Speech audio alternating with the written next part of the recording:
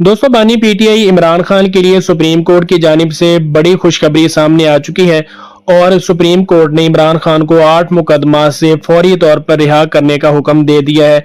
ये पीटीआई के जैलों के लिए बड़ी खुशखबरी होगी क्योंकि शायद उन्होंने सुप्रीम कोर्ट की जानिब से अभी तक इतने बड़े फैसले के बारे में इमरान खान के हक में सोचा नहीं होगा।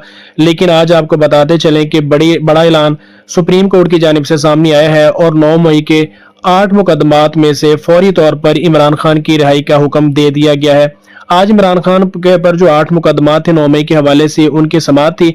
चीफ जस्टिस याहिया अफरीदी साहब की ज़ेर सदारत ये समाअत हुई और उनका ये कहना था कि 8 में से 5 मुकदमात में तो बानी पीटीआई नामजद ही नहीं थे, जबकि बाकी के जो 3 मुकदमात थे वो काफी सबूतों की बना पर इमरान खान को इससे रिलीफ दिया जाता है और ये मुकदमात उन पर खत्म किए जा रहे हैं। इसलिए इन 8 मुकदमात में से फौरी तौर पर इमरान खान की रिहाई अमल में लाई जाए।